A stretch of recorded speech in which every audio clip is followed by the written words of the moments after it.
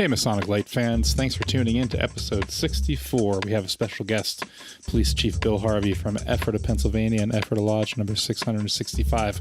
But first, we have a couple announcements. If you haven't had a chance to listen to episode 63 with the Right Worshipful Grandmaster of Pennsylvania, S. Eugene Herritt, go back through the Masonic Lite Podcast library, and it's the last episode before this one. Also, our friends at the Scottish Rite of the Northern Masonic Jurisdiction on November 27th are having their Giving Tuesday telethon supporting multiple charities of the Scottish Rite. Our good friend and former guest Joey Doherty will be performing that evening, so visit scottishrightenmj.org/Giving Tuesday for details, and of course we'll have that link in the notes. Another great event coming up is the holiday happenings of the Valley of Reading, Pennsylvania of the Scottish Rite. It's a 2-weekend event, Saturday, December 1st, Sunday, December 2nd, and Saturday, December 8th in the evening, and Sunday, December 9th. But if you remember, just a year ago, Masonic Lite Podcast was on site, and we actually recorded a show there with a handful of guests from the Valley of Reading. So we'll be there again on Saturday, December 1st. Watch the Facebook page for the times and how you can come join us on the show, and we're really looking forward to that with our friend Scott Helm again. Also, December 8th, which happens to be the Grand Lodge of Pennsylvania Quarterly right here in Lancaster, Pennsylvania. We also have in the evening our host Pete Ruggieri and his friends host a 2018 Lancaster Santa Stumble. If you visit Eventbrite and search Santa Stumble, you'll see links for tickets from $10 to $35. This fundraiser has raised over $60,000 for the mounted police and the K-9 units, and it promises to be a good evening. And lastly, we want to give a big shout out to all of our supporters for helping us make the show what it is today. We wouldn't be here if it wasn't for you. So if you've yet to donate and you'd like to, you can certainly visit our webpage, masoniclite.com. But brand new, we have just launched our Patreon site, and of course we'll have those links available in the show notes on our Facebook page and masoniclite.com. And we'll be working on some more rewards and programs for our Patreon. But that's all I have, and here's episode number 64 with Bill Harvey, Police Chief of Ephrata, Pennsylvania, and member of Ephrata Lodge number 665. From the new recording lair located deep beneath the Wine and Spirit store in Ephrata, Pennsylvania. You're listening to the Masonic Lite Podcast. Studio 665 presents Masonic Lite Podcast. This show is recorded by Masons, for Masons, and is for entertainment purposes only. And please, no wagering. This podcast is not endorsed by any Grand Lodge, and the ridiculous ramblings of the hosts are their own. And now, here's your host.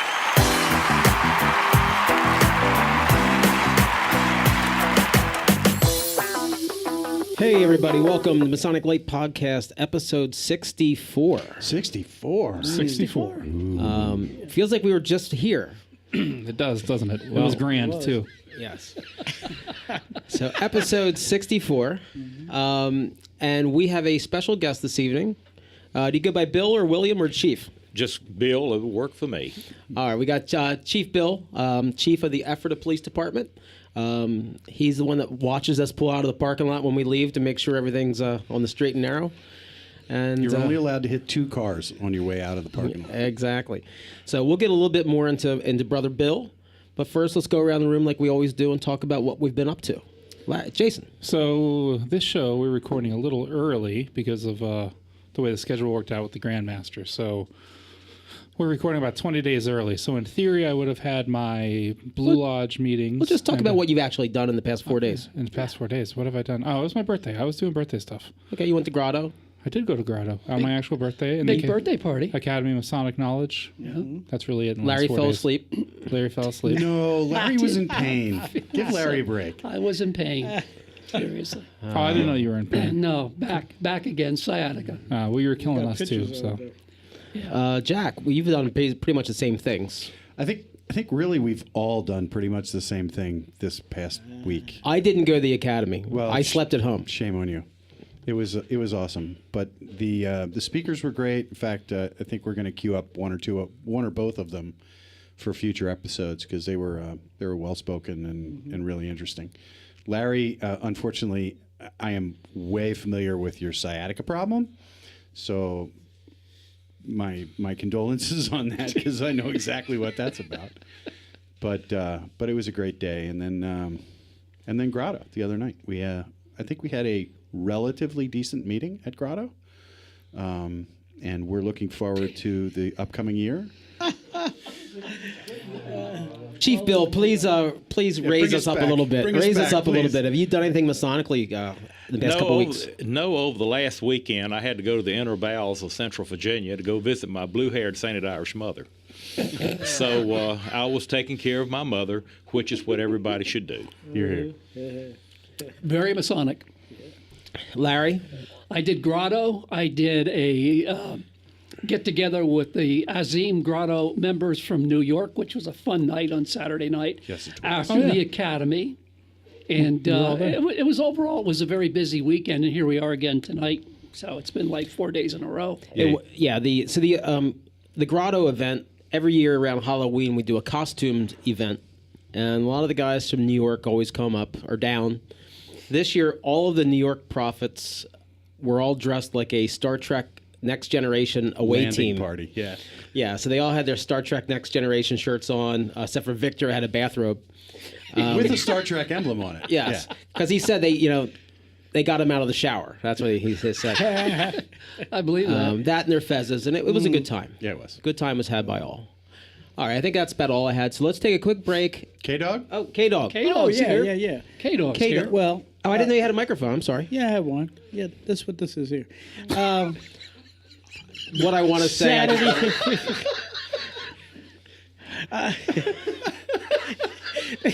Got that big black pointy thing by your eye. Oh. Bad habits are hard to break. Anyhow, Academy of Solid Knowledge on Saturday. Enjoyed that. The second speaker I thought was good, but he should have went first because after lunch he was kind of hard to deal with, But Sunday, Reason being Sunday, he spoke very fast. yeah, I had a hard time keeping up Yeah, with it. I am yeah. 69, but Sunday all day I was in Gettysburg for the that degree. That was awesome. Oh, yeah. That was the awesome. Low Vale. Yes. The rescheduled Low Vale. Yeah, but I tell you, the food was good. They had huge steaks, of course, potatoes and coleslaw. I couldn't eat it as much as I wanted, but they had these smothered onions were good. The right worshipful Grandmaster, he was in rare form. All right, everyone did an excellent job, and I can tell you, kudos to the guy in the East. He did a performance with a Southern drawl. Okay, because There was some concern about that. Yeah. Oh, he was excellent. He didn't miss a beat. Cool. He didn't miss a beat. It was very impressive. It was What cold. would a southern very drawl cold. sound like to you? About like what they hear now. That's what I find.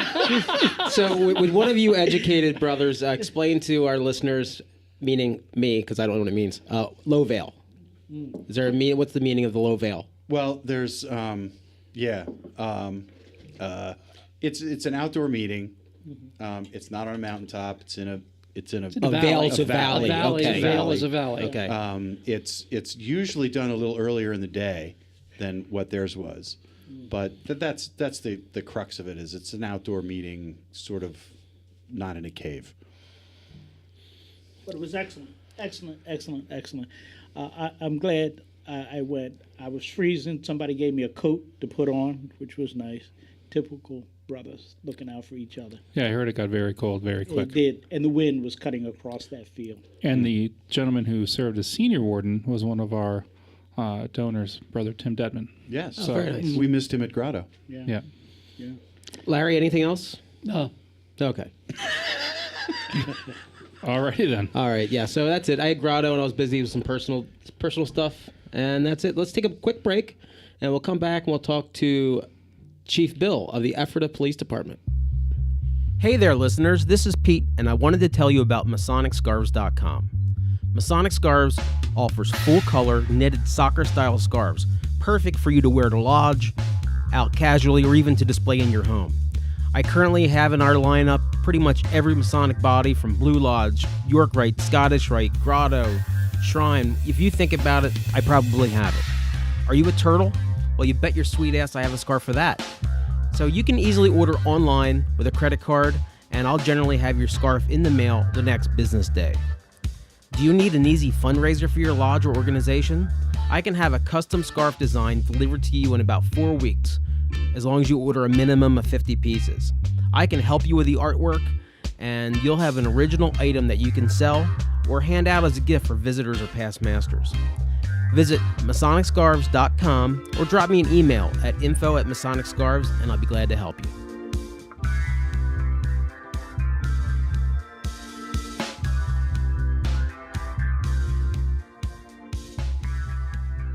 Hey everybody, welcome back. We'd like to thank our sponsors. We've got the historic Smithton Inn and Weathered Vineyards, George J. Grove and Son, DNS Cigar Lounge, and who else? Masonic Scarves, Masonic Scarves, Red Serpent, Intermezzo by Stephanie. Oh, by the way, my wife wants some of that healthy chocolate. Nice. Next All right. time. So if you have some, I can make that happen. unless you have some in your trunk. We'll actually be at the Bonton. Is that the one that's empty at the mall? Bonton? Yeah. So they're setting up a maker's market there all through December. So Nice. There's going to be bourbon there. there's going to be Sweet. No Maker's different- Marquette. Marquette, right? Small mark. So yeah, so come by and pick up some Intermezzo by Stephanie. All right. Lovely chocolate. So Jack, as the local hosts, I'm going to let you drive the interview this evening. Uh-oh. Really? Well, you know I'm Chief not- Harvey the best, so I I do. think you can do the best warm up for him. So there is no warming up for Chief Harvey because he will just grab this thing and go wherever the hell he's going to go. But Bill, welcome to the show. Thank you. You're starting to see a little bit of the ridiculousness that goes on here. So you joined our lodge, what, about 8-9 years ago? I came to Ephrata back in 2009, Okay. and I did my transfer over here. Now, I still keep my primary lodge of Acacia Lodge 452 in Savannah, Georgia. This is I call it my supplemental lodge. It'll never be my mother lodge. Sloppy seconds. There's Ephrata. Nice. But no, I'm a Savannian not by birth, but by heart. And so I always hold an affinity to them and also to the Valley of Savannah Scottish Rite. So tell us a little bit about how you came to Ephrata.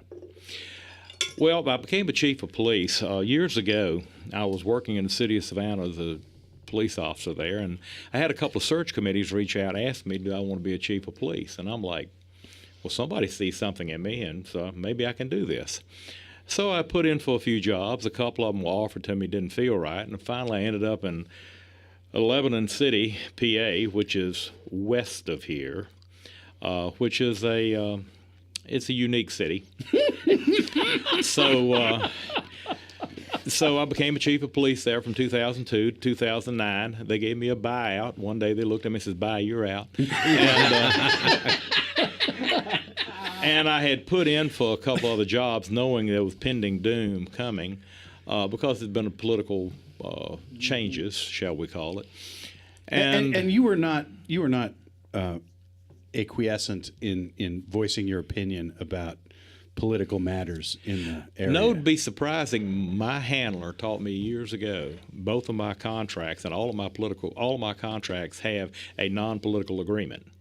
So if somebody would invite me to like a Republican event or a Democratic event or a Libertarian event or whatever, I said, nope, contract, can't show up.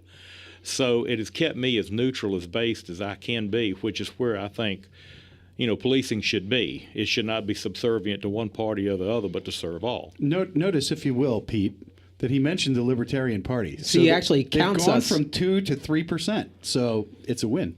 It's good. Well, I'm glad to have some other like-minded fellows in the room. I didn't say anybody agreed with you, but he just... Well, the fact that he even acknowledged us, that's a big thing. I was impressed.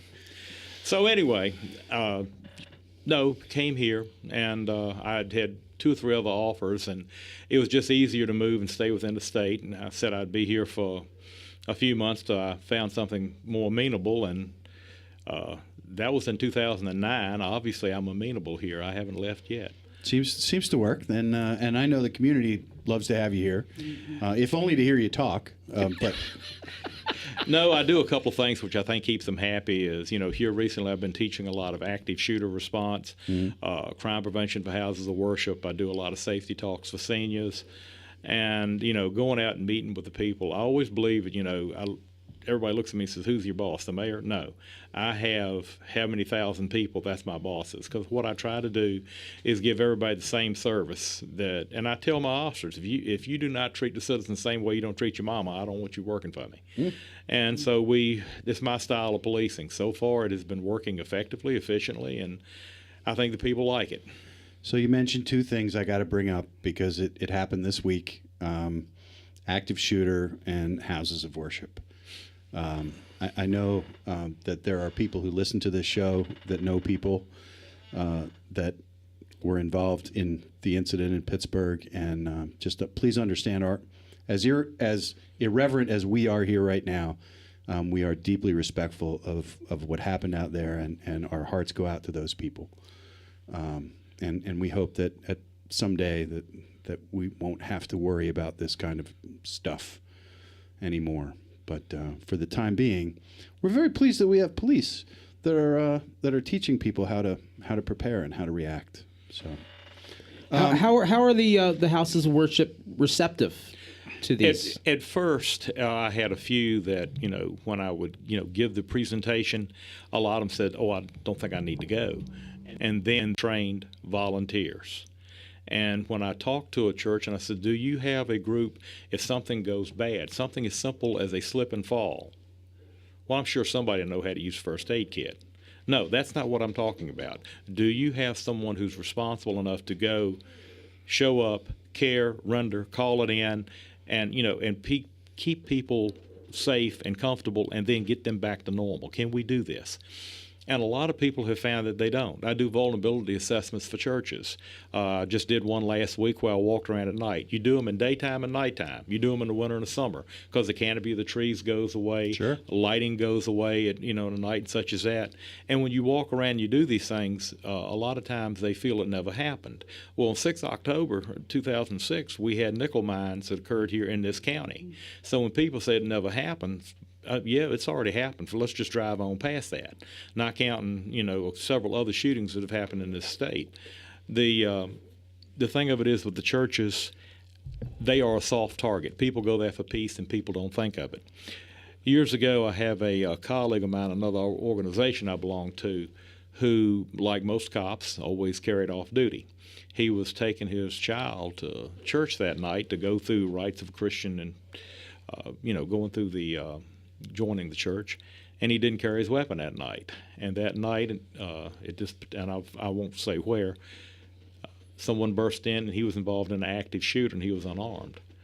He eventually got to the guy after several people had been shot, wrestled a gun from him, but he still lives with that because he was not there to handle it the way he should have handled it.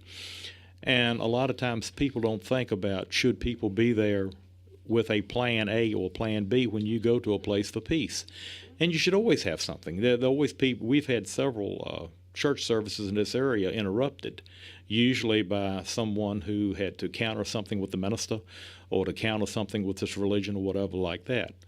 But it's something we have to do now. It is our obligation to train them. You see, I call it the new normal. I write and publish, and I've written several articles on this, what I call the new normal. Right now, most people, if you're involved in an active shooter event or what I call an active attack event, because they're using edge weapons, gas, things of this nature, you've got to look at your grandchildren or your niece and nephew to say, what should we do? Because the adults have not been trained. That's why I'm trying to do is get the adults back to being adults. The last training, as I look at you... Good luck with that. Yeah. Well, the last training that you probably had was the same training that I had when I was in grade school when it was going to be an atomic attack, and we all had to put our head between our knees. I don't know if your butt repels nuclear radiation, but obviously that's how we were taught. So we need to get beyond that and train our adults. Some butts are more effective at that than others. This is true. But, yeah.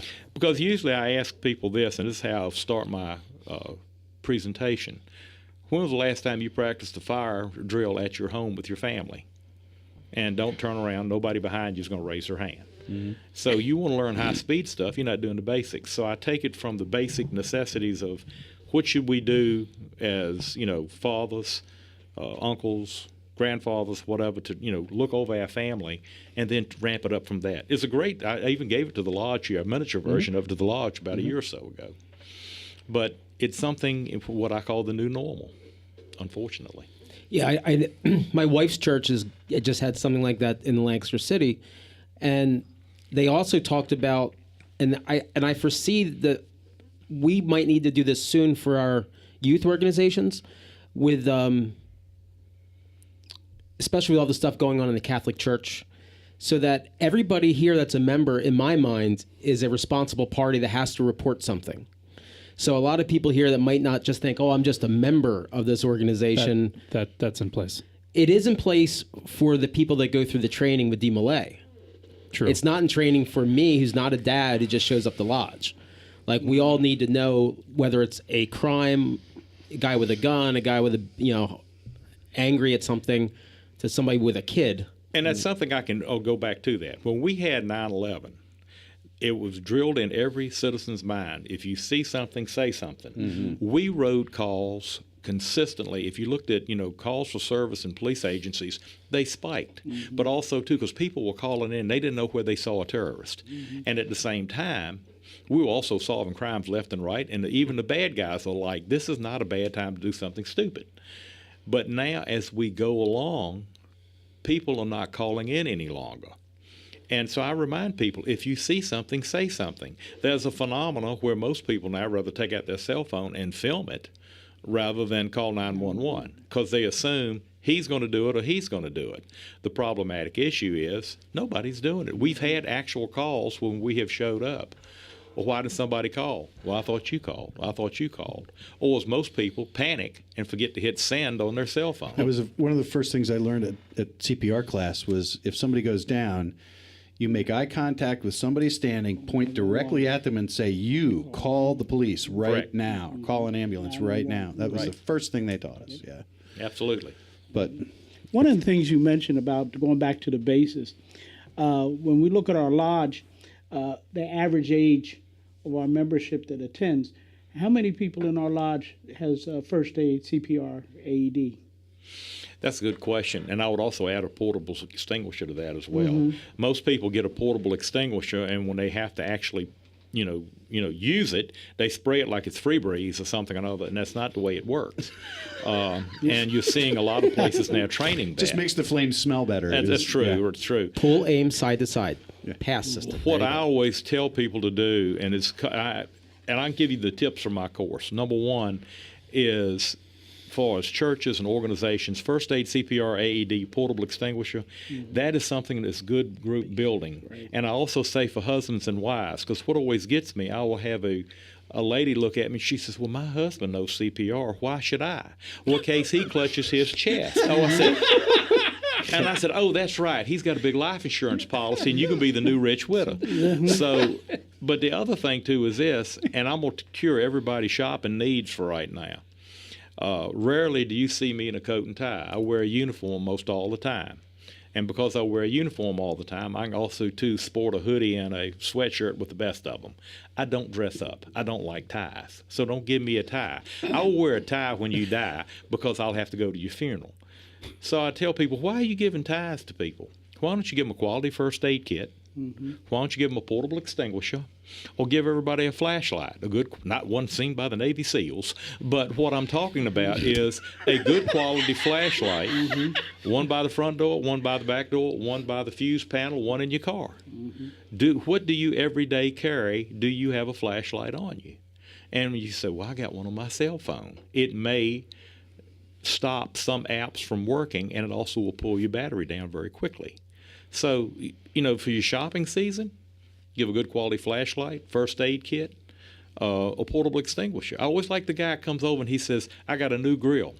Come over and see my new big green egg. You got a fire extinguisher? No, but you're playing with fire. Why not? Mm-hmm. Same way. One of my neighbors had a boat. I said, you got a first aid kit, which is required by the Coast Guard. Mm-hmm. He goes, no, I don't. I said, well, wait till you get a hook in your hand. You're going to need one. Same way, the guy that goes hunting, he's got a 2000 rifle that can slay a deer 1,000 yards away, but sooner or later he's going to fall at the damn tree stand, so he might as well have a first aid kit with him. True. Give something useful rather than something frivolous. Right. Absolutely. Oh my goodness. Good advice. So when you moved here, so I understand, Lebanon was a big city. Well, not a big city, but bigger compared to Ephrata. Correct. So, and what are some differences you saw between, say, Savannah, Lebanon, and Ephrata? One of the biggest things that I saw was, and it's kind of hard to describe, one of the things I was contracted to do was bring in community policing. And that is a very difficult hustle in the North. In the South and the Midwest, where I have consulted and such as that, not a problem. People get it. Up here, because if you look at people's heritage, and I'm not making fun of it, but if you look at a lot of the Slavic countries, German, whatever, they believe in rulification and order. You run your house. We pay taxes for the government to take care of the peripherals. And as I had several people said, so you want us to do your job? And I'm like, no, you contribute and we work together and da-da-da-da-da.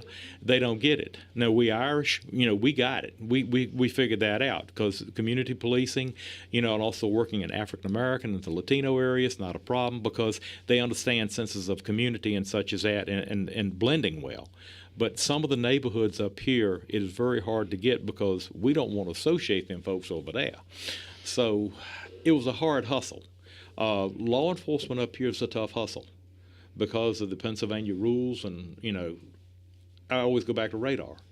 I used to be a radar instructor. It's not that difficult. I could teach Jack Harley how to run radar. Probably not. Well, and he would be good at it. But the thing of it is, here we can't do it. No, that's only for the professional police. And so Pennsylvania State Police. Right, and some of that draconian other rules too makes it difficult.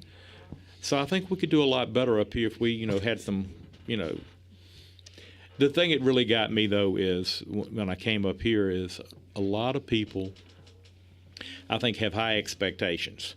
And if they've ever been around an agency before that has not served them well, you got to win them over. But once you win them over, you got to keep their hearts. So it's, you're only good as your last good caper. You're only good as your last good crime. Clearance, that is, not you did one. I'm looking at you. But anyway,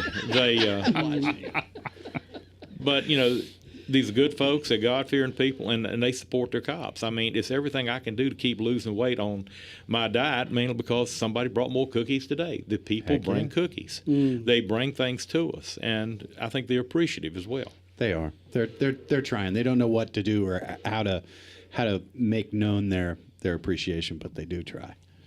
All right, let's take a quick break. We'll come back right back with Chief Bill Harvey.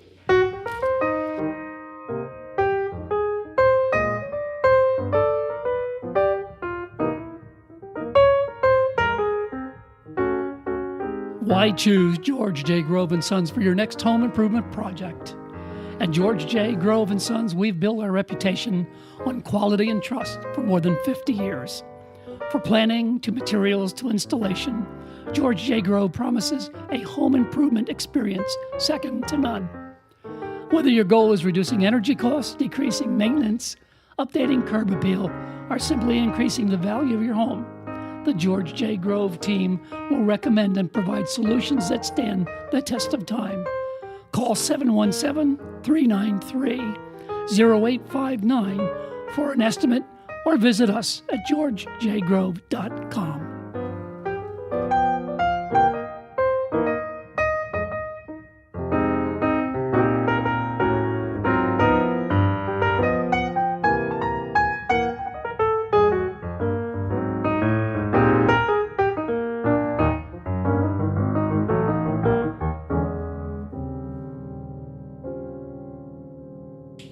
Well, Chief, got a question for you. As you well know, did you want to say something first? No, I absolutely did not. Go ahead. Okay, great. Okay, Jack, you drive it. Go ahead, Ken. I'm totally good with it. I'm in the back seat. A lot of people don't know that you attend the International Association Fire Chiefs Hazardous Materials Convention every year. Correct. Why is that? It goes back to when I was working at the Savannah Police Academy as a young instructor. And that's before hazmat was really called hazmat. They were called special fires. Mm-hmm. So what had happened was they'd passed a law, and they said everybody has got to be trained every police officer had to be trained in the hazardous materials. And I was a volunteer firefighter at the same time. So the academy director put me in charge of it, and I ended up writing the lesson plan for the great state of Georgia from everybody from the one-man department of the Georgia State Patrol on hazardous material response. And for those who want to really date themselves, I took my own photographs, made the slides, put it in the carousel, and so those remember those. And so I got in hazardous materials on that end. It was even stranger is that back then, even the Savannah Fire Department occasionally would give me a call and say, come over here and look at this for us. And so I've always had an affinity to it. Am I a hazardous mat technician? No. But I understand it. I know what it's like to be there, and also to understand the perils to it. But as far as firefighters go, to me, the hazmat operators to me are like their SWAT team. They're the technicians, the special operators, and I totally enjoy it because most people don't understand what hazardous materials are and how prevalent they are. I always tell people when you go down the road and you get behind a tanker and you see the placard number, to look up in your phone what the placard is and see what you're following. This is usually the crap my pants moment where you say, let that truck go on, if you know what I'm talking about. Back it down just a little bit. But, pass and get ahead of it. Yeah, back it down. But no, it's something I've always enjoyed, something I've always been interested in, and I love being around the hazmat community. They're a fun bunch. Yeah, they are. They are. What other talents, skills, and abilities nobody knows about but you? Other than being I'm a knife head. I love to collect knives. Knives is my favorite thing, and I rather reload than shoot. I love reloading, which I'm always trying to make a new concoction to go faster at the barrel. But the biggest thing too, what most people don't know, I have written and published. I have several thousand articles for various, professional journals for the couple of different states, different organizations, on police professional training such as this matter, which is a lot of fun. I mean, I'm smarter than I look, but it's kind of interesting to see the articles. Well, that's true. Chief Harvey and I have something in common. And a few years ago when we did the Day Lodge over in Ephrata, you and I talked. Right. Because I'm an ancient Freemason from South Carolina. And I was raised in the Taylor's Lodge, I think it was 345 out of Greenville, South Carolina. Yep. So we talked, I know we talked at length at that lodge meeting about the similarities of our first, second, and third degrees in your state, in your area of Savannah, and mine in Greenville, as opposed to coming up here with these Yankees who do things so totally different than we do. I would give anything if we could portray the pencil lecture and the penny lecture. And if both of those degrees, well, not degrees, this part of the ceremony was brought up, I think it would burn indelibly in anybody's brain what Masonry should be. Oh, yeah. Oh, yeah. Now that you're looking at me, the pencil lecture. Yes. Oh, I got that one. Do you have it? Oh, I did too. Oh, I got it, and I got almost sucked in.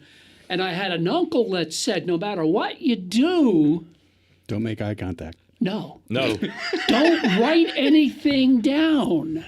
Basically, what happens after you have been on your EA, yes, they take you back. You're restored and you come back before the lodge. Depending on the theatrics of the worshipful master, I can only envision Jack doing this one. I would love it. But basically, you're brought up, you're escorted up. This is that newly initiated, entered apprentice, do your sign thing. Okay. And on the podium is a piece of paper or a book and a pencil.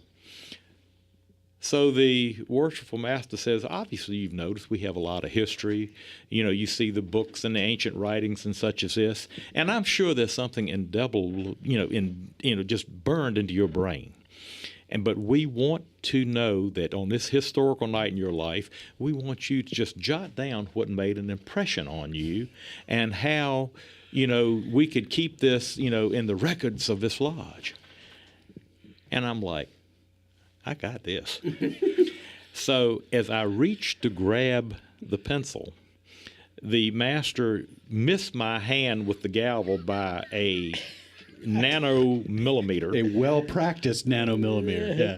The guy who escorted me slung me halfway, and not pulled, not brought back, slung me halfway back. I stayed on my feet, and then one of the guys stood up and said, "Worship Master, I signed this man's petition. I have to resign. I am in just total." And I'm sitting there going, "Oh dear Lord, I'm gonna cry because I didn't humiliate this man." And so the worshipful master gets you in front. He says, he tells you, he says, "Did you just recall? I want to print, paint, stamp, stain, etch, emboss." Whatever. And you're sitting there going, "Yes, sir." You can't talk because your bottom lip's doing like this. And he says, "There's one other brother who so did this. I want you to turn around and I want you to stand and face him." Well, when I turned around, it was a big night that night, and probably I'd say 2/3 of the lodge stood up, and they all smiled. Mm-hmm.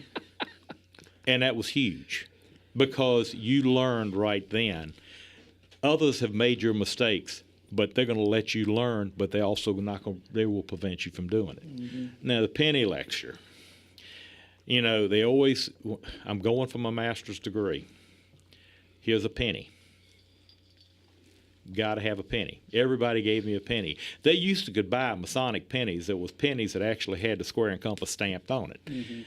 And I think that night when I went on my master's night, I must have had $5 in pennies in my pants, because I was going to buy my way through whatever I was getting ready to go through. It didn't work. But anyway, when you're brought up, of course, you've been divested of everything mineral and metallic. Poor and penniless Master Mason. And so you're standing there. Do you have anything to make a deposit and you're standing there going, "No." And then your guide touches you and gives you a penny. And you kind of like, uh-huh. And then you give that.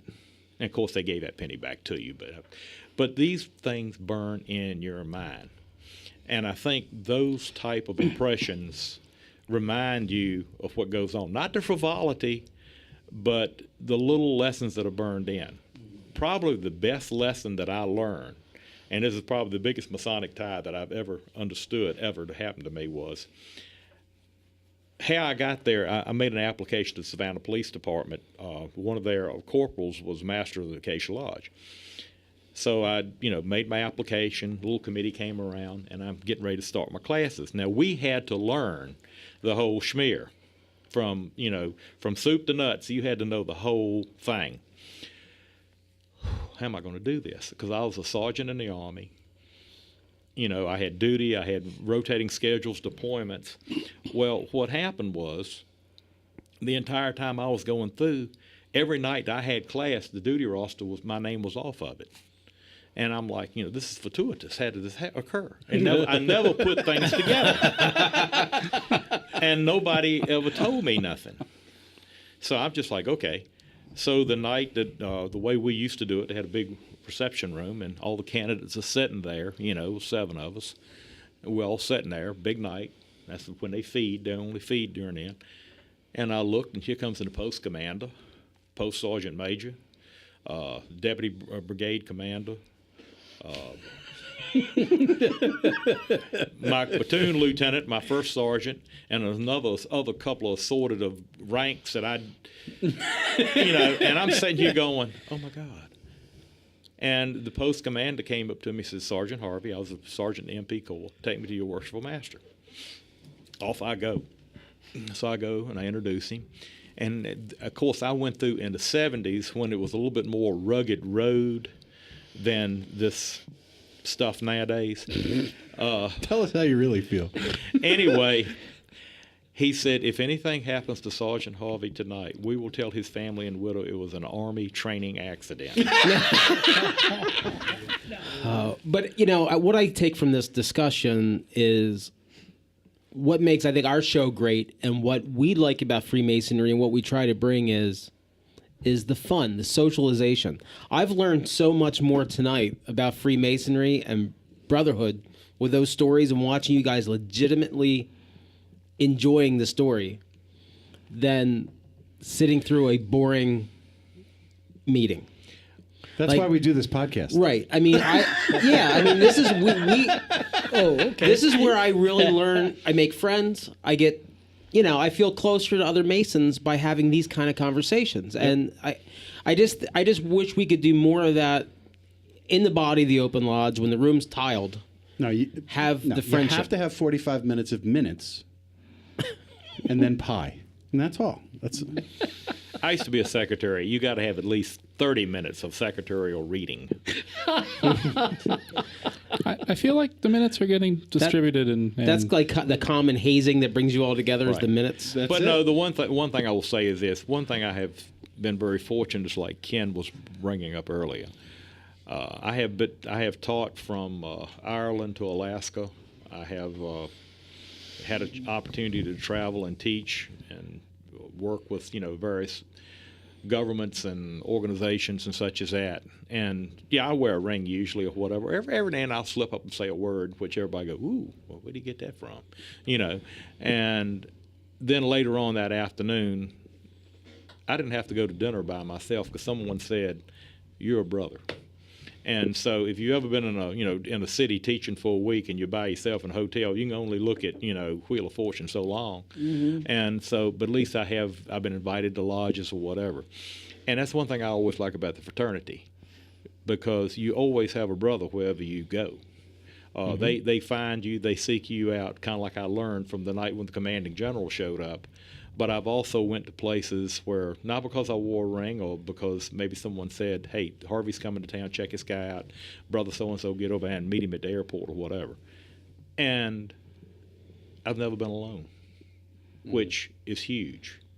And I think that's what young men should know about why do we join a fraternity, is because no one wants to be alone. You've got someone around you at all times. Yeah, I know Jack was telling the story about how he went to Italy and there was a brother from Italy at the airport. Not quite. Well, there was some setup. Wait, there was a setup, and I said here on the podcast that I thought it would be really cool to visit a lodge in Italy while I was over there. And 2 days later, we get an email message from our brother Nick Lane in Canada, who's connecting me to a brother in Rome, who's connecting me to a brother in Florence, who's going to meet me in Florence and take me to the lodge there. So that was, that's the kind of thing that you're talking about. It's just and then we have our breakfast on Thursdays with men between 20 and 90. Right. And it's nice. Like I have this discussion with my wife. Now, she's younger and healthier than I am, so I doubt that I'm going to outlast her. But so does she. She's got the actuarial table. She knows. Yeah. But, in that case, if I'm ever older and alone, I'm not going to be bored. I have something I can do every night, somewhere I can have a meal with friends every single day. Come to Masonic Village. Right. You'll never be alone. It's funny because we talk about, and not to interrupt Bill, but I will, we talk about the value proposition of Freemasonry, and that, people have to believe that they're going to get more out of it than they put into it. You can't put a value on that. No. You can't put... You can't. It's impossible. I have a spreadsheet that has all the values. Do you? I do a spreadsheet. Let me tell you what you can do with your spreadsheet. The only time it didn't pay off was when I was gambling one time in Vegas, and the casino manager from the horrible hotel in Vegas, like where they play like rock paper scissors, yeah. He saw my ring. And the casino manager was like, "Oh, how you doing, brother?" He asked me, and then he gave me some vouchers for free meals for the whole week. How long are you staying here? And he wrote on a tablet. He gave me free meals for the whole week. Nice. So meanwhile, I lost $3,000 in his casino instead of losing in anybody else's casino because he fed me. Clever play. That was that casino where they have the chicken, and where the chicken poops in that square you bet on. One. That's it. Yeah. Cow pie bingo. Yeah. All right. Well, let's take another quick break, and we'll come back with Chief Bill Harvey.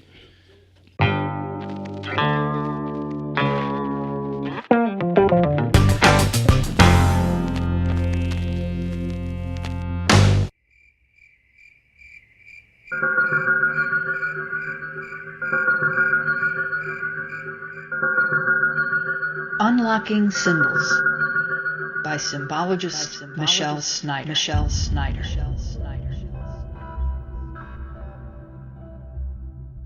Snow White Unlocked. The tale of Snow White was recorded by the Brothers Grimm and made popular by Walt Disney.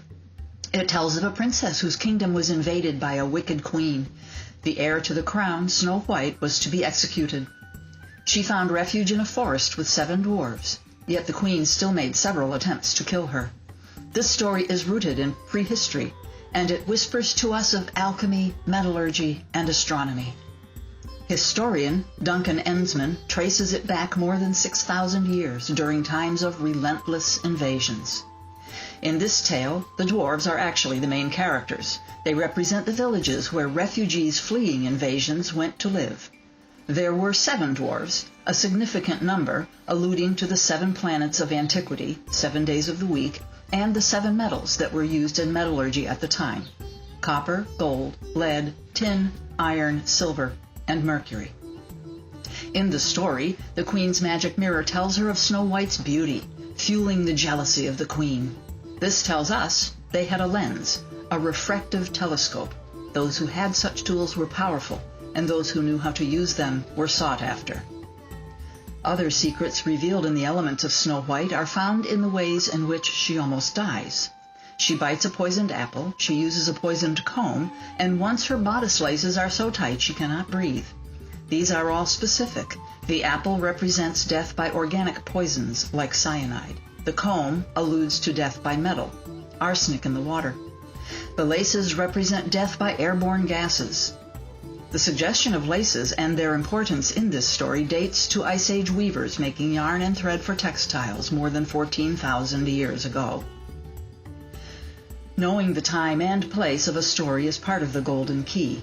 Tales about hunger usually date to an ice age or mini-ice ages, whereas times of plenty and large forests date to the warmer, more abundant times, such as the grand climate optimum of 6,000 to 3,000 BC, when such vegetation could finally grow.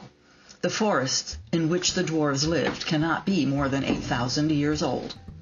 Oral tradition carries within it much forgotten, destroyed, or lost history.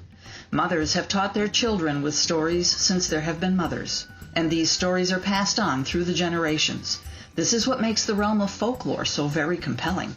There are not only moral and character lessons to be learned, there are haunting shadows of history laced throughout these wonder tales. For more like this, get a copy of my book, Symbology, Fairy Tales Uncovered. In it, you will find pieces of your golden key. Next time, we will unlock the secrets of a magical beast we all know and love, the unicorn.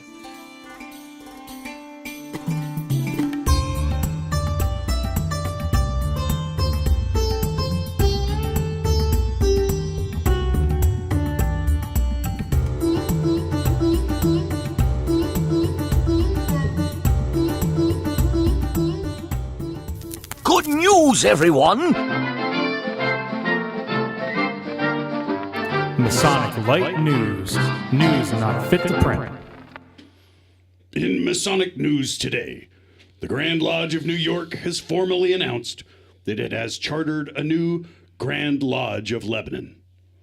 The Grand Lodge of Pennsylvania reacted immediately by constituting a Grand Lodge of Buffalo. The Grand Lodges of Reading and Harrisburg are equally displeased and have formerly chartered a Grand Lodge of Brooklyn and the Bronx, respectively. The Grand Lodge of Hoboken could not be reached for comment. That's the Masonic news. So mote it was. So Drop the phone. that was the news. That was the news. I was speechless. Wow. The Grand Lodge of Hay Hire. But Oh, Lord. Oh, and you also heard Michelle Snyder, symbologist. Yes. She's like Tom She's Hanks. Larry's man crush, anyway. Larry's a man. Yours. She's a crush. Yours. No, she just blew my brain apart. Oh, she does that. Her Yes, segments she's awesome. are just out of this world. Really, they are. Like, literally. Michelle, I know you're listening. We love you. So, Chief, we're going to ask you a couple quick questions here on the fly. Uh-oh. What do you think about Fair Week? Now you got in all fairness, question. Cut to the I guess client, for our listeners, the borough of Ephrata historically, I think it's the oldest fair in the county. 100 years. 100 years they've been having a fair on Main Street. And there's Main Street is, by the way, US 322. It's a major highway through the guts of Pennsylvania. And it alternates between church booth and food. Church booth, food, carny.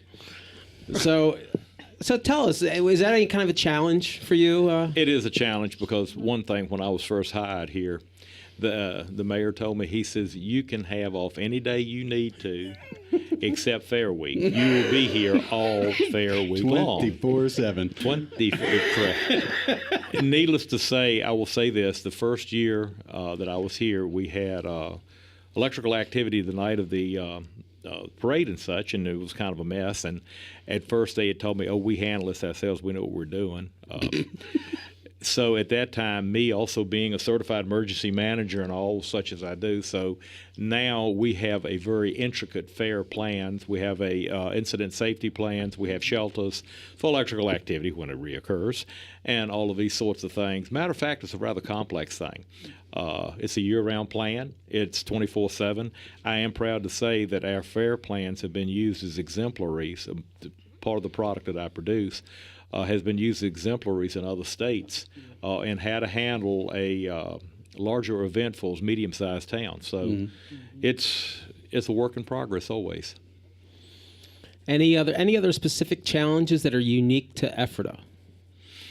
No, it's not specific to us. We are, I always say, in the crosshairs because, for your listeners, we have Reading to the north, Lancaster City to the south, basically Philly and to the east, and Lebanon to the west, which is also Harrisburg. And we just throw in York and Baltimore because they close and they're fun too. And so between having 322, 222, 272, we're in the ultimate crosshairs of other people's mirth that kind of fall this way. So mirth. And I'm trying to be nice, Brother Jack. But there's an inside joke there. Yeah. But it keeps us on our toes. We try to protect our town, protect our area, but we have a lot of outside influences. I mean, heck, even you got here. So there's a lot of eyes on that fair that nobody knows about. There's a lot of eyes walking around, and just guys in t-shirts and guys in shorts and guys in uniform. But we've had protests here. We've had animal rights protests. We've had far right-wing protests. We've had open carry protests. It's always a gambit. You never know who's coming.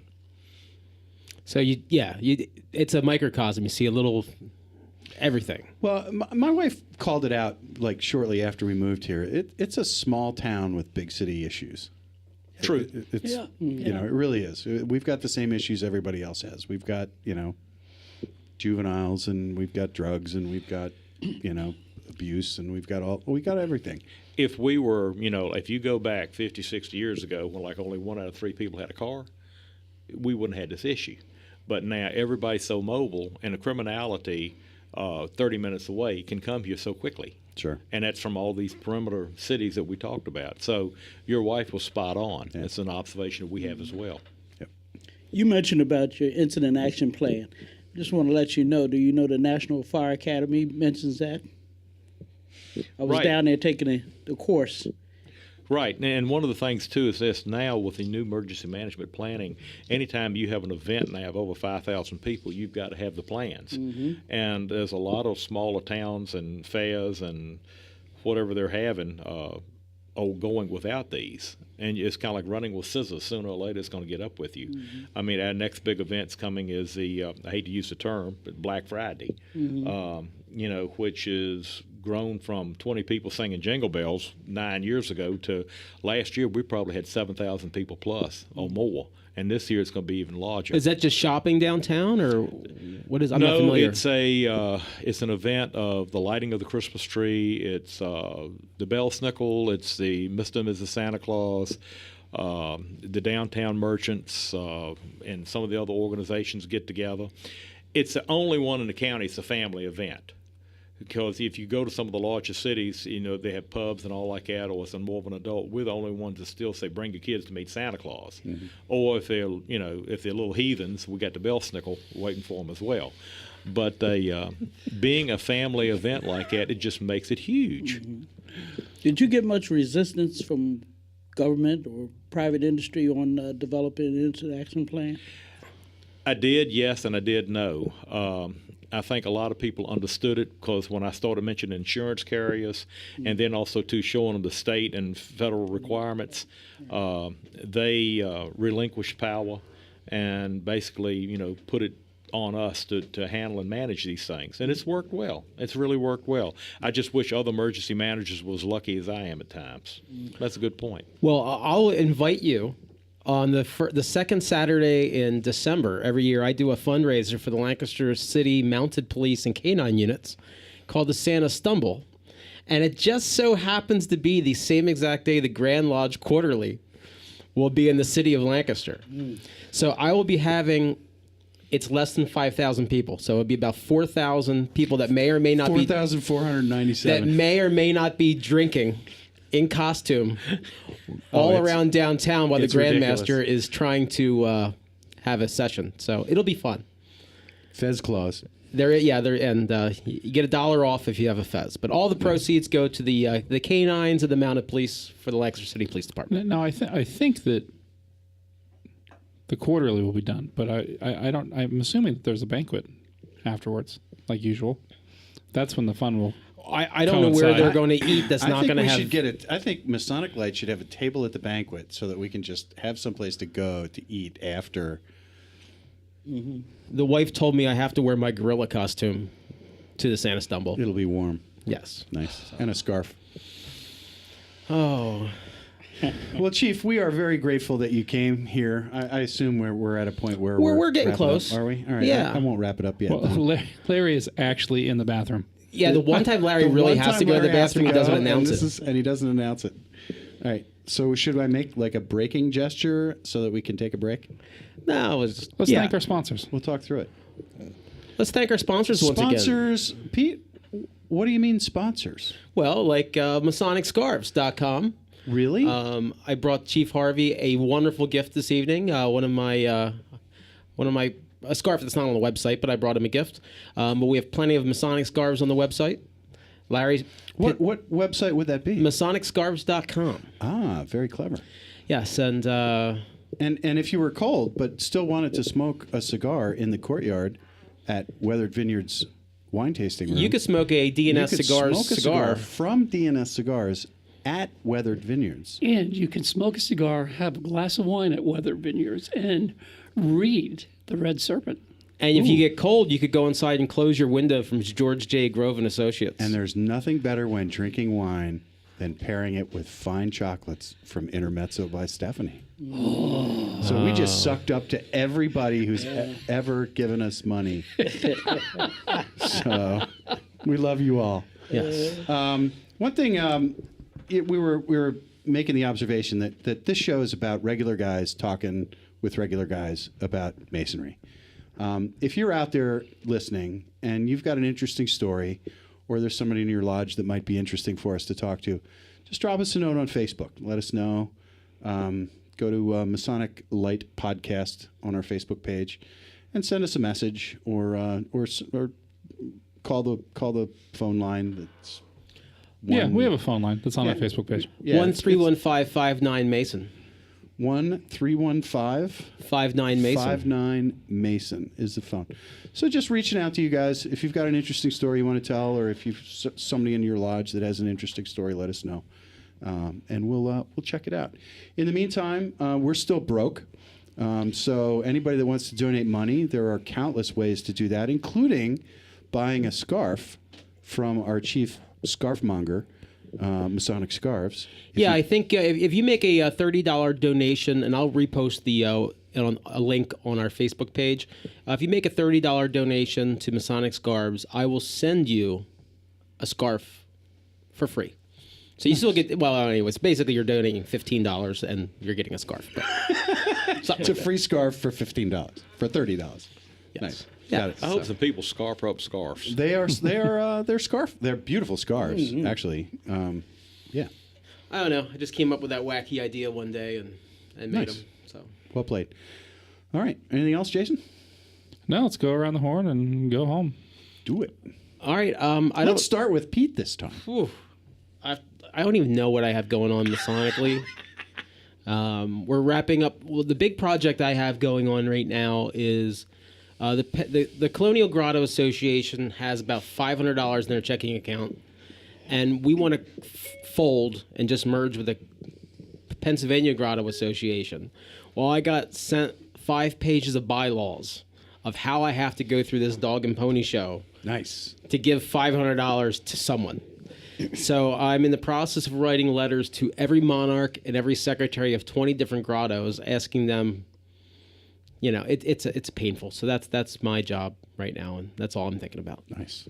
Larry, you doing anything in the next couple up, weeks? Larry. Probably, but I'm not remembering what it is. All right. Well, you work on your news. You work on your news. Why I call Kenny? Ken. Yes. K-Dog. Alrighty, I'm going to go dark. I don't mean that in an ethnic way, but I'm taking it easy for a couple days. I am Masonically wore out, going to too many events. But I will be making pies for the Dyslexic Center a couple days this week. And then, of course, on November the 1st, Thursday, we have our lodge banquet. I'm looking forward to that. And by the time you hear this, that was 18 days ago. Yeah. And you have a date. Well, considering where the microphone is in relation to his mouth, you might not even hear it. Right. Well, he does talk sideways out of his mouth like that, so it kind of works like that. That's my southern drawl. Chief Bill, anything Masonically or otherwise in fascinating going on in the next couple weeks for you? Considering what's coming on with the dates coming up, I think when we're at Thanksgiving, we remember our brothers who are sick. Our brothers who are in need of a phone call. So when you're around with your friends and family, reach out to one another. Well said. Thank you, brother. Jack Harley. I don't know. Nothing? All right, good. Jason. Well, at least Chief Bill appreciates when the show's coming out, but we would have already had both of our reunions in the Valley of Harrisburg and the Valley of Reading. And I'm sure they went swimmingly. But later on in November and December, stated meetings, open installations, be going in as junior warden in mid-December. Getting my oath and sworn in mid-December. And, of course, we have the Grand Lodge Quarterly December 8th. And it starts to get a little quiet. And it'll be surrounded by about 4,000 possibly intoxicated revelers. And possibly a lot of Santas out on the road. But as we move into the holidays, things start to get a little quiet for a change, and that's about it. Larry, take us home. Cue the chickens. Oh, yeah. Here we go. Well, many thanks again to our guest hold on, tonight. Larry. Well, a second. There we go. There's the chicken. Many thanks again to our guest tonight, Chief Bill Harvey, Ephrata Chief of Police. To our newsworthy host and news director, Jack Harley. To our producer, who always cleans up the sausage factory and actually makes us look really good, in spite of, and our guests will say they can't believe the show turns out this way. To our guest, K-Dog himself, which we're waiting for his reports from the home. And I don't really have anything else funny to say tonight because I'm kind of in a picky mood. So basically, I'm going to say, hey, folks, thanks for listening. This is Larry Maris. Pete Ruggieri on the internet. Jason Lewis. Jack Harley. Chief Bill Harvey. And who am I? K-Dog. Oh, K-Dog. Yeah, me too. Bye, everybody. I think we may have a new voiceover guy over here. Good Lord.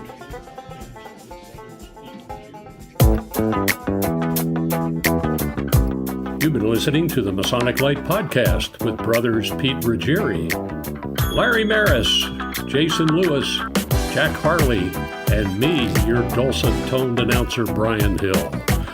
Listen to all our episodes on our website, www.masoniclite.com, or via your favorite podcasting service.